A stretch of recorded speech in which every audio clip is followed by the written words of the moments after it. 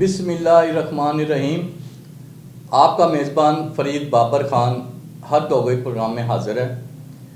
आज हम एक ऐसे इशू पे बात करेंगे कि हमारे पाकिस्तान में, पूरे पाकिस्तान में, पंजाब में, मुख्तलिफ़ शहरों में ये यूनिवर्सिटियाँ कॉलेज खुले हुए हैं।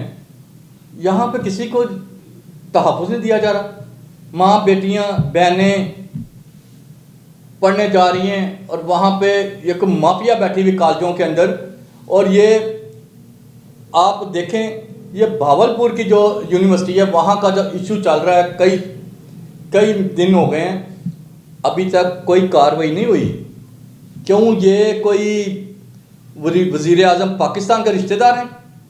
ये कौन है जो जिनके खिलाफ कार्रवाई नहीं हुई ताकि दूसरे कॉलेजों और यूनिवर्सिटियों को कान हो जाएं कि दोबारा ऐसी हरकत ना करें? लोगों की बेटियां बहनें पढ़ने जाती हैं वहाँ पे और ये कार्रवाइयाँ जो हो रही हैं ये गलत हो रही हैं। अभी कल की बात है, एक कसूर से मुझे फ़ोन भी आया और लेटर एक आया।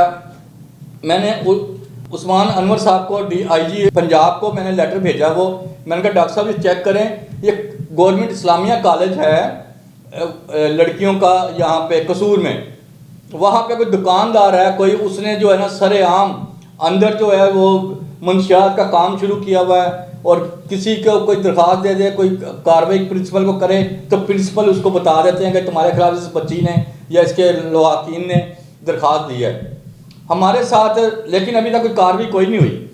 हमारे साथ स्टूडियो में मौजूद हैं मोहम्मद नवीद। इनकी बहुत एक वीडियो भी वायरल हुई है, बड़े गमगीन और एक्साइट से हुए थे। मैंने देखा ये भावलपुर वाले वकूए में ये सवाल जो आप कर रहे थे, लेकिन ये परेशान थे। मैंने इनको बुलाया, मैंने कहा नवीद भाई आप मेरे पास आके मुझे बताएं कि ये आप गमगीन क्यों हुए थे इतने? जी नवीद साहब बताएं ज़रा। और ये यूनिवर्सिटियों कॉलेजों में अमन कैसे होगा? अस्सलाम वालेकुम जी। मेरी गमगीन होने की वजह तो ये है कि ये हमारी बच्चियां जो कॉलेजों में जा रही हैं, यूनिवर्सिटियों में जा रही हैं, इधर माफियाज बने हुए हैं जो लड़कियों को, बेटियों को, बहनों को ये ब्लैकमेल करती हैं। ये गैंग हैं बहुत बड़े बड़े।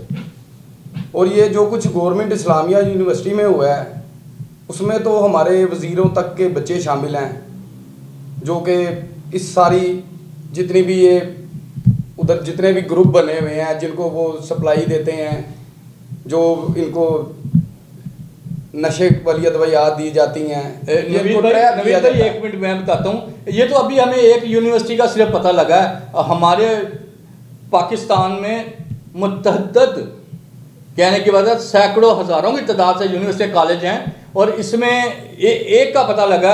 अब अगर इंक्वायरी होनी चाहिए ना, मेरिट पे होनी चाहिए, तो फिर असल का सारे पाकिस्तान में जितने भी यूनिवर्सिटीज़ हैं या कॉलेजेस हैं ना, इनमें ये सब ग्रुप बने हुए हैं जी। ये सब मिलजुल के एक दूसरे का ये काम निकालते हैं। लेकिन इनको इतनी नहीं शर्म आ रही कि ये जो कर रहे हैं ना, ये अगर किसी की बेटी के साथ ये हरकतें कर रहे हैं, ये जना करवा रहे हैं, तो ये इन लोगों पे उधार है। ये आने वाली इनकी बेटियां या उनकी बेटियां ये उधार चुकाएंगी इसी दुनिया में। और तब ये शायद ये देखने के लिए, मैं तो चाहता हूँ कि ये देखने के लिए मौजूद हों, इनको पता चले कि आज हम किसी की बेटी के साथ ये कर रहे थे और कल को हम अपनी बच्चियों को कैसे स्कूलों कॉलेजों में भेज दें। हमें तो खौफ पड़ गया है बाबर भाई। हमें कुछ समझ नहीं आ रहा कि ये स्कूल लेवल से ही नशा शुरू हो जाता है, फिर आगे कॉलेजों में, यूनिवर्सिटियों में हम लोग बहुत ज़्यादा परेशानी काट रहे हैं। अच्छा, यूनिवर्सिटी, कॉलेज, स्कूल, उस्ताद, प्रिंसिपल एक बाप की अहमियत रखते हैं, बच्चों के एक बाप की अहमियत रखते हैं। अब बाप ही वो अपने बच्चों के साथ ज्यादतियां करेगा तो इसका कौन है, इसका सुनने वाला, करने वाला? मेरे ज़हन के मुताबिक एक ये भी हल हो सकता है कि जो इनकी बेटियां हैं ना, जिन्होंने ये सब कुछ किया है, या उनकी बेटियां जो हमारी बहनें हैं, मेरी उन बहनों से रिक्वेस्ट है कि जब इनके बाप या इनके भाई जिन्होंने ये सब कुछ किया, ये जब घर आए ना, तो इनसे बड़ी मासूमियत से पूछें कि उन बेटियों में और हम में कोई फ़र्क है। उनकी जगह पे हमें भी भेज देते, शायद इनमें किसी में गैरत जागे और कोई खुदकुशी कर ले, हमारा मकसद पूरा हो जाएगा। या फिर ये किसी कादरी साहब का या मोहम्मद बिन कासिम का इंतज़ार कर रहे हैं, जो एक बेटी की खातिर कहाँ से चला था और कहाँ पर आके उसने उस बच्ची को इंसाफ दिलवाया था, ये उसका इंतज़ार कर रहे हैं।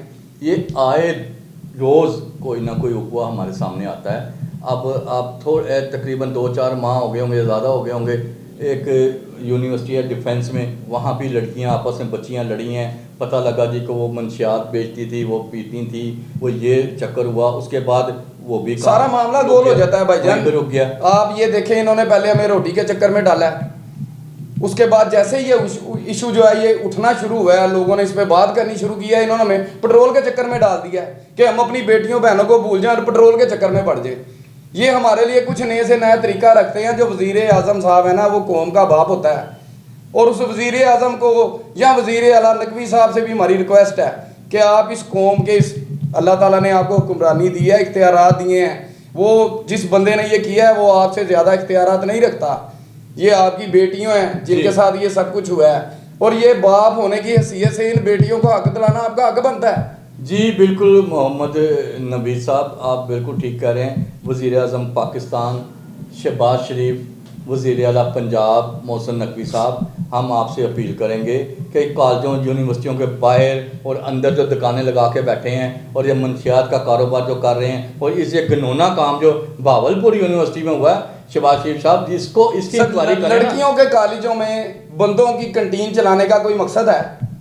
सर आप ये सिर्फ कंटीन वालों से आप इनका जो थोड़ा सा कर लेना इनको चेक, तो आपको इन्हीं में से ही गैंग नजर आ जाएंगे। और खुदा के लिए इनसे कम से कम इनसे ही आप हिसाब ले लें, यही आपको सारा कुछ बता देंगे। बिल्कुल बिल्कुल नवीद भाई, आप सही कह रहे हैं। हमारी वज़ीर आज़म पाकिस्तान और वज़ीर आला पंजाब से अपील है कि ये यूनिवर्सिटियों में ये चेक किया जाए, दिन रात जो है यहाँ पे कोई टीम खुफिया बनाई जाए जो चेक करे कि अंदर क्या हो रहा है यूनिवर्सिटियों के अंदर, और ये कौन सी माफिया है जो मंशियात और इस तरह के घिनौने काम कर रही है। इसके साथ आपका एक छोटी सी रिक्वेस्ट आपके तवज्जो से और मैं जी बताएं इसका क्या हल है? चलें ये बताएं आप।